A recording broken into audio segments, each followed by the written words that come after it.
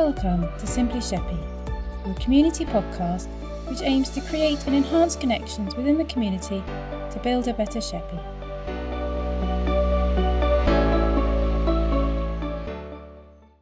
So Bosh, welcome to our Simply Sheppey podcast.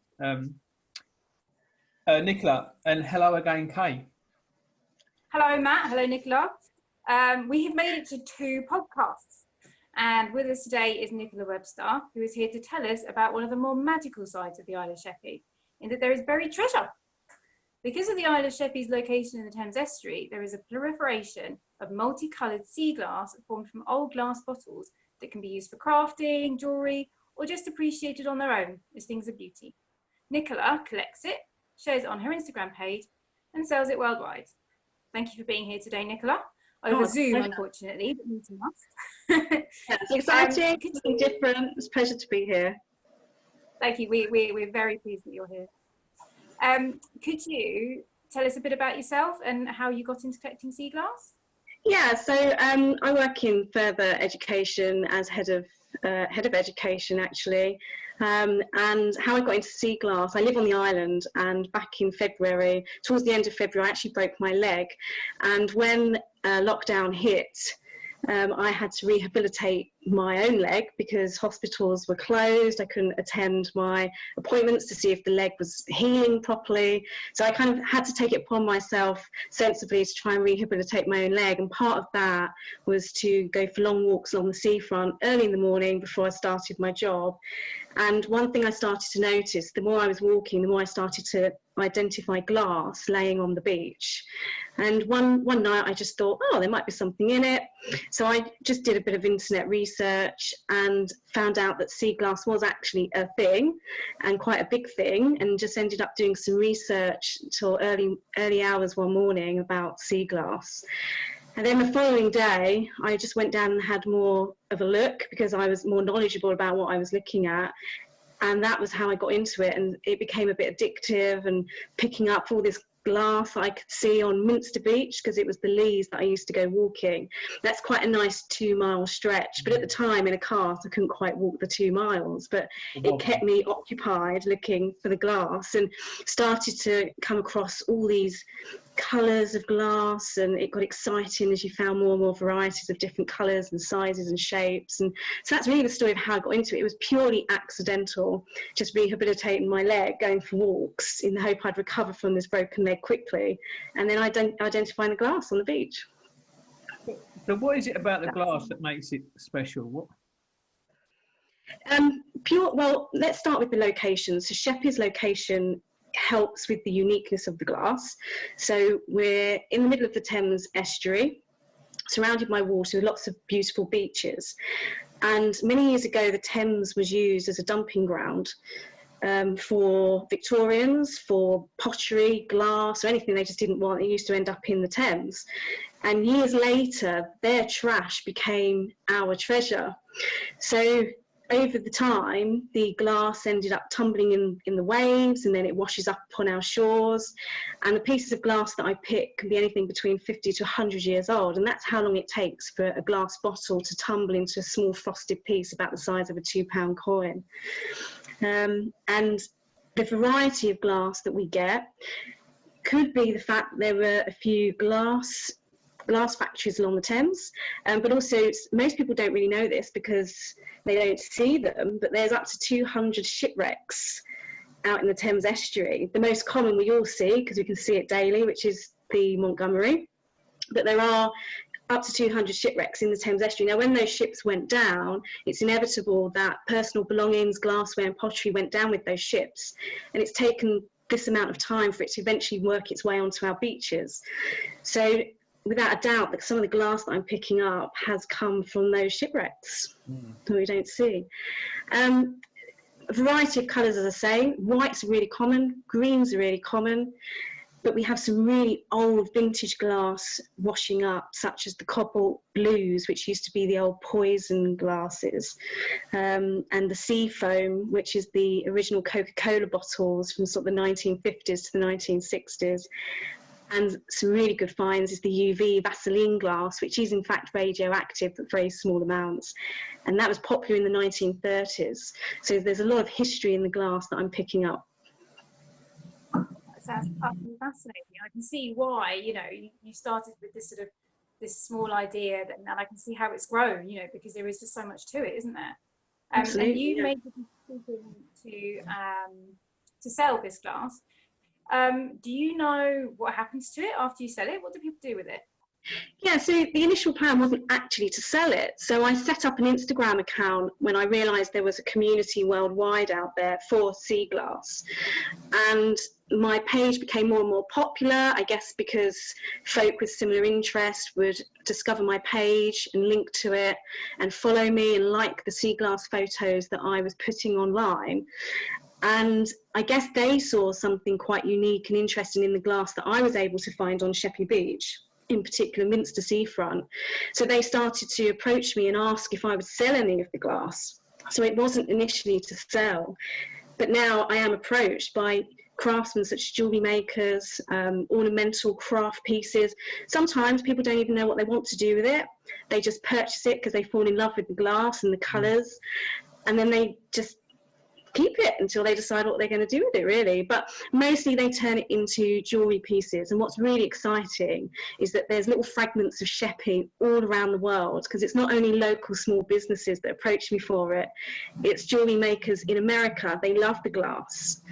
And so it's nice to know that people are walking around anywhere on the globe with small little fragments of Sheppey perhaps hanging around their neck in a necklace or in a ring. And that's nice to know.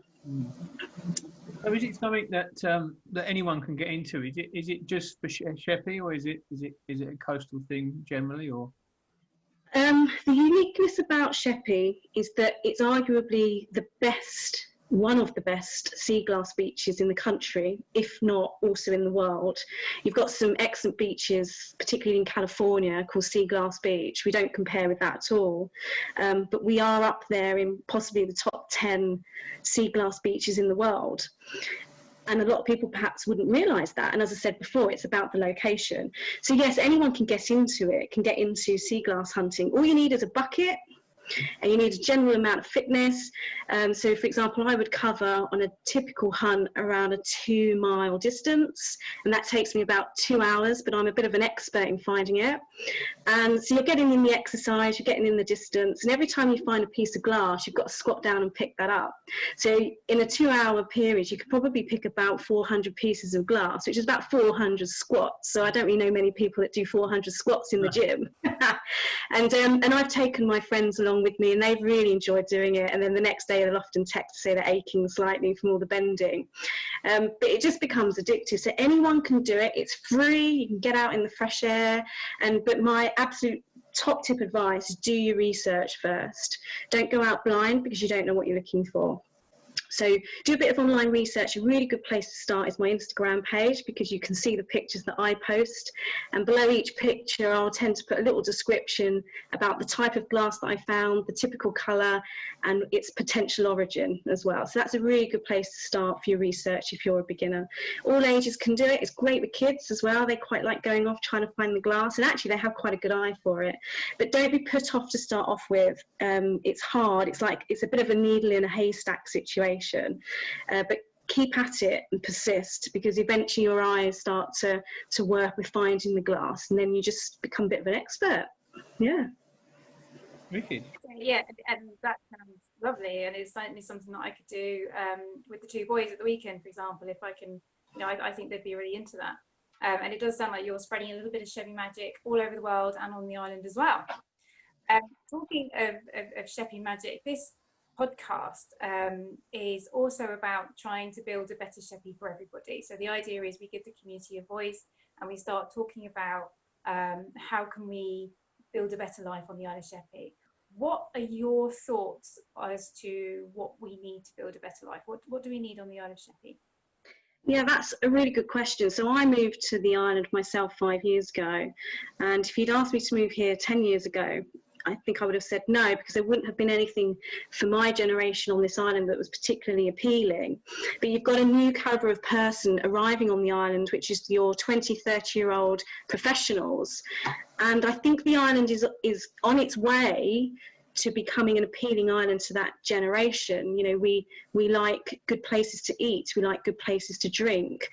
We're very sociable in our ages. And I think we're also really into active exercise. And I think the island needs to develop slightly in that sense to give more to our generation of the 20, 30-year-old who like to, as I say, eat out to good places and exercise and do good active sports, perhaps. So the Sheppey's not quite there yet, but it is developing in that sense, and it does need to start appealing to the generation who are moving onto the island. And we're very sociable folk on the island, and we've got a good community spirit.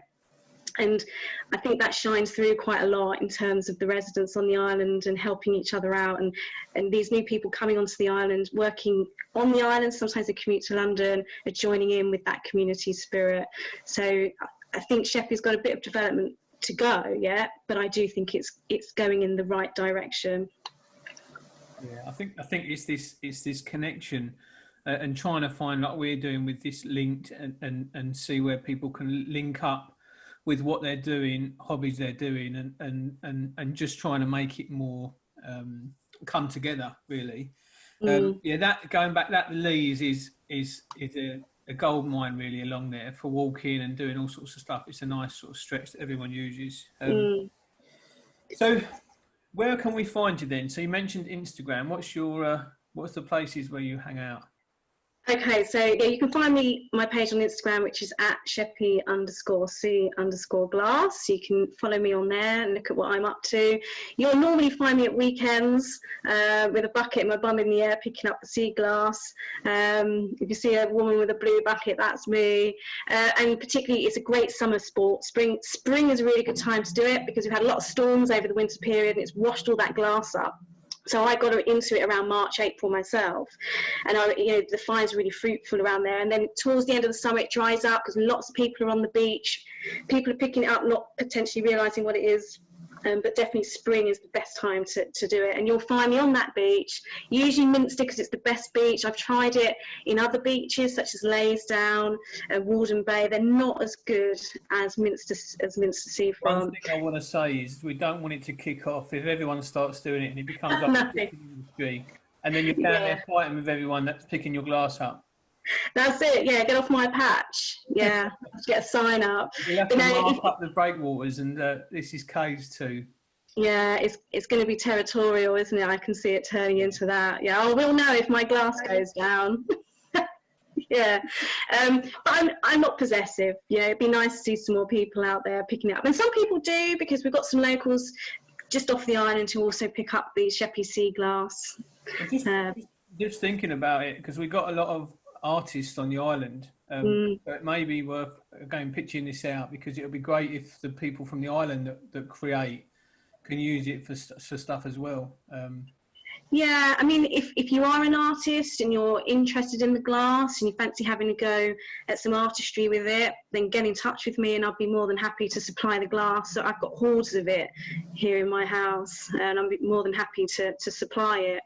But I'm in no way the artist. I'm the rugged person out in all weathers, come rain or shine, picking that glass up, and I'm happy just to give it to the artist. That's not me at all. Got another project coming on, Kay. Yeah, absolutely. And I think, Nicola might be involved in this one, but yeah. So cheers for joining us and sharing. Is there anything else you want to go through, Kay?